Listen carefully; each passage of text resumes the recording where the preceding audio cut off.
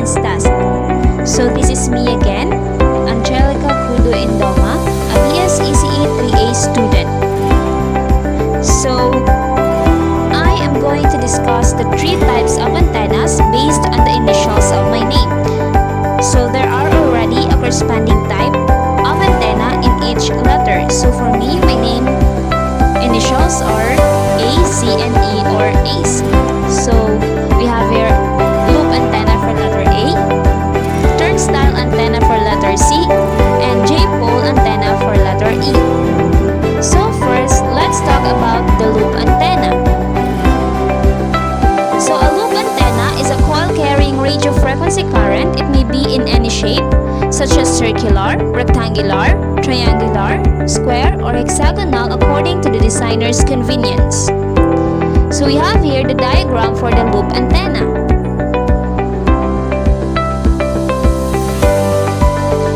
And we also have the example plan or design. So as you can see in the figure, there are different measurements of the different parts of the loop antenna. Next is the frequency range of operation of loop antenna is around 300 MHz to 3 GHz, and this antenna works in ultra-high frequency range. And there are two types of loop antenna. So we have first the large loop antennas, or also known as the resonant antennas. Next is the small loop antennas, or known as the magnetic loop antennas. So large loop antenna uses this equation wherein the length of the antenna is equal to the wavelength and have high radiation efficiency. On the other hand, small loop antenna has this equation, the length of antenna is equal to the wavelength over 10. So it has low radiation resistance, low radiation efficiency, and simple construction with small size and weight.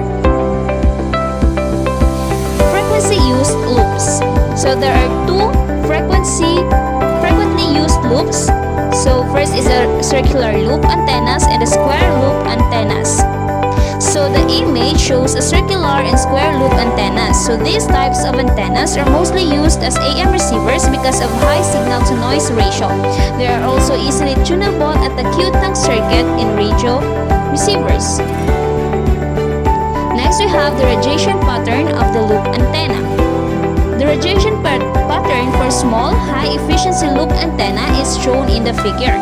The radiation patterns for different angles of looping are also illustrated clearly, wherein the tangent line at 0 degree indicates the vertical polarization, and the line with 90 degree indicates the horizontal polarization. Next are the calculations or the formulas used in solving any parameters for the loop antenna. We have here the advantages of using loop antenna. First is compact in size. Next is high directivity. So disadvantages, impedance matching may not be always good and has very high resonance quality factor. Next are the applications. So first, used in RFID devices, used in MFHF and shortwave receivers, used in aircraft receivers for direction finding, and used in ultra-high frequency transmitters. Next, let's talk about the turnstile antenna. So turnstile antenna is another type of array antenna, and this antenna has wide variety of military applications. So we have here the turnstile and the turnstile antenna, and the frequency range in which the turnstile antennas operate is around 30 MHz to 3 GHz, which belong to the very high frequency and ultra high frequency band. So this is the diagram of a turnstile antenna. Construction and working. Two identical half-wave dipoles are placed at right angles to each other and are fed in phase. These dipoles are excited 90 degrees out of phase with each other. It can also be termed as cross dipoles array.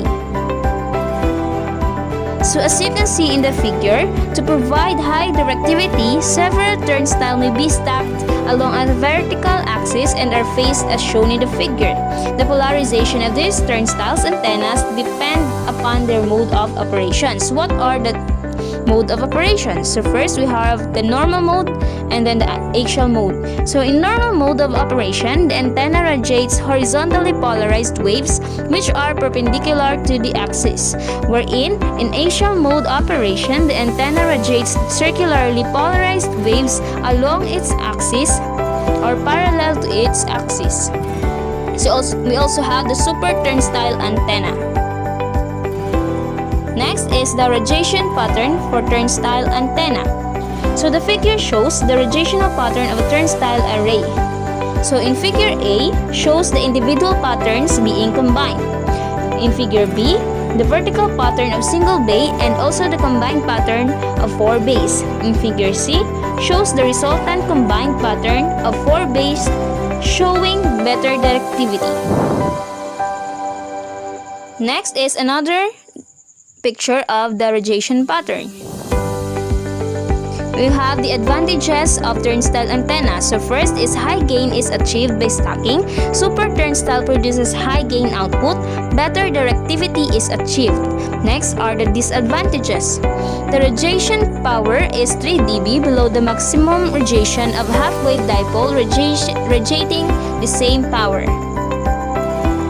So next is or are the applications. So first, it is used for very high frequency communications, used for FM and TV broadcasting, used in military communications, and lastly is used in satellite communications. So last but definitely not the least is the J-pole antenna. So a J-pole antenna, also known as J antenna, is a vertical omnidirectional transmitting antenna used in the shortwave frequency band. It is invented in the year 1909 by Hans Bergerau and it is best used at ultra-high frequencies. So next is the characteristic of a J-pole antenna. So it is an end-fed omnidirectional half-wave antenna that is matched to the feed line by a quarter-wave parallel transmission line stub of Licher system form. A half-wave antenna is at one end has a current node at its feed point, giving it a very high input impedance of 800 to 2000 ohms. Next is the diagram of the J-pole antenna. So J-pole antenna fed by coaxial cable is what you can see in the left and the parallel line in the right. So the right diagram shows the sending waves of voltage and current on the elements. Next are the variations of J-pole antenna. So we have here the different variations of antenna and its corresponding gain. So we have J-pole, Slim Jim, Super J, 5/8 Super J, and Collinear J. Next is the E-plane gain plots of J antenna variations. The graph compares the E-plane gain of the above 3 variations to conventional J antenna, which are the J-pole, the Slim Jim, and Super J, and as well as the Collinear J-pole. Next is the gain radiation pattern. So as you can see in the picture is the E-plane gain measurements of J antenna with respect to the reference dipole. So here are some of the calculations or some formulas or things that you can use in order to solve for the parameters of the J-pole antenna. So that's all for this video. Thank you for watching. Have a good day.